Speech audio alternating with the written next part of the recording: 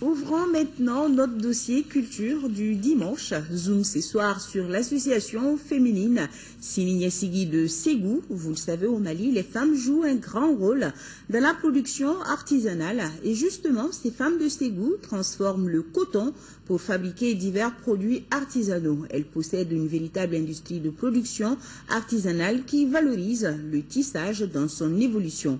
Sidi Modibo Dambélé ou Cheikh Oumar Sangari sont allés à leur rencontre. On les découvre ensemble.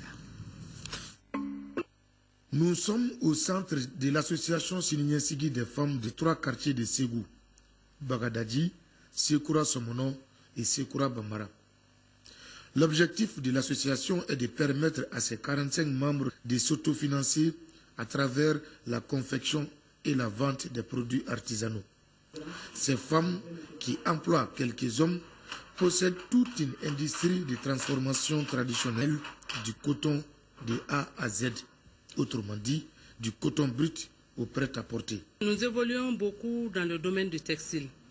Il y a la filature, le tissage, la teinture, les 2 sortes de teinture, la teinture chimique, la teinture naturelle, c'est-à-dire la teinture végétale.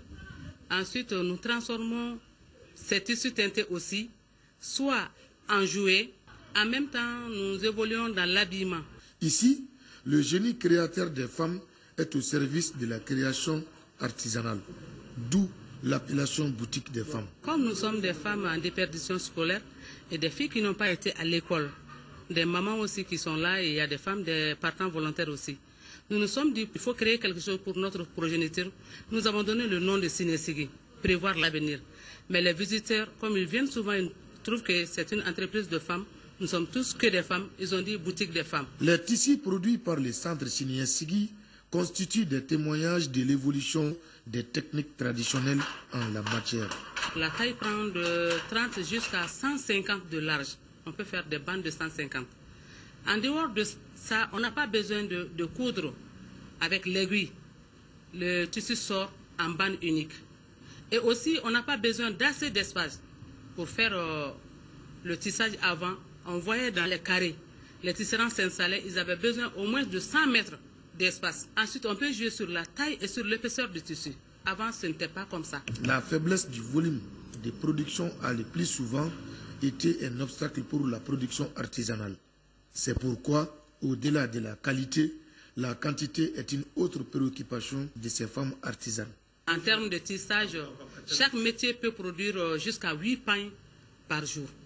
8 pains, c'est-à-dire 8 pains, ça fait 16 mètres. Et les 16 mètres, la largeur, ça fait 120 de large. On peut confectionner jusqu'à 100 jouets par jour. Et en teinture végétale, on peut faire jusqu'à 20 pains par jour. Bien sûr, quand tu travailles à la chaîne, sinon quand tu prends un seul tissu, on ne peut pas le finir en un jour.